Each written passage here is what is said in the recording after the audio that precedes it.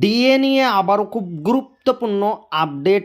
31শে মার্চের মধ্যে 40 বা 50% ডিএ রাজ্য সরকারি কর্মীদের বকেয়া মহার্ঘ ভাতা নিয়ে বিরাট মন্তব্য। তো ভিডিওটি 1 সেকেন্ডের জন্য স্কিপ করবেন না, পুরোটা দেখবেন। চ্যানেলে নতুন হয়ে থাকলে অবশ্যই চ্যানেলটিকে সাবস্ক্রাইব করবেন এবং আমাদের পাশে থাকবেন। তো ভিডিওটি শুরু করা যাক।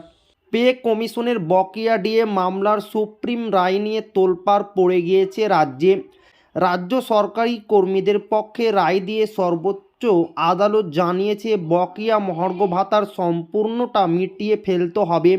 2008 থেকে 2019 সাল পর্যন্ত জমে থাকা বকেয়া ডিএ মিটিয়ে দেওয়ার জন্য রাজ্যকে নির্দেশ দিয়েছে বিচারপতি সঞ্জয় কারোল এবং বিচারপতি প্রশান্ত কুমার মিশ্রের বেঞ্চ। বকেয়া ডিএ মেটানোর জন্য রাজ্যকে ডেড লাইনও বেঁধে দিয়েছে সুপ্রিম কোর্ট। 25% মিটিয়ে দিতে হবে চলতি অর্থবর্ষ শেষ হওয়ার আগে, 31শে মার্চের মধ্যে। তবে আদালত আরও স্পষ্ট করে দিয়েছে প্রথম কিস্তি 6 মার্চের মধ্যে দিতে হবে।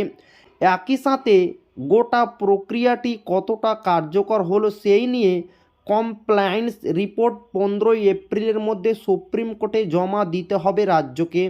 পাশাপাশি বকেয়া ডিএ দেওয়ার বিষয়ে নতুন কমিটি গঠনের সিদ্ধান্ত নিয়েছে সুপ্রিম কোর্ট।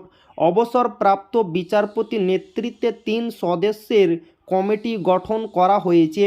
কমিটিতে থাকবেন সুপ্রিম কোর্টের প্রাক্তন বিচারপতি ইন্দুলাল হোত্রা এবং আরও 2 বিচারপতি।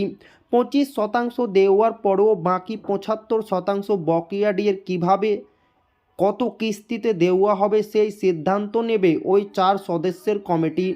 কিন্তু 5 থেকে 18 এতদিন কেটে গেলেও এখনও এই বিষয়ে কোনো উচ্চবাচ্য করেনি রাজ্য। এই নিয়ে রাজ্য সরকারকে তীব্র আক্রমণ করেছেন কনফেডারেশন অফ স্টেট গভর্নমেন্ট এমপ্লয়িজের সাধারণ সম্পাদক মলয় মুখোপাধ্যায়। তিনি দাবি করেন রাজ্যে প্রায় 6 লক্ষ সরকারি শূন্যপদ রয়েছে। এদের বেতন ও ভাতা দিতে যে টাকা খরচ হওয়ার কথা ছিল তা সরকারের বেঁচে যাচ্ছে। বলেন টাকার ব্যাপারটা তো এই সব টাকা আমাদের 6 লক্ষেরও বেশি সরকারি শূন্যপদ। 6 লক্ষ সরকারি পদের বেতন ভাতা দিতে কত টাকা লাগে সেটা দিতে হচ্ছে না। তো এই ছিল ডিএ নিয়ে খুব গুরুত্বপূর্ণ আপডেট যা আপনাদের মাঝে শেয়ার করলাম। তো আবারও দেখা হবে ডিএ রিলেটেড খুব গুরুত্বপূর্ণ ভিডিওতে।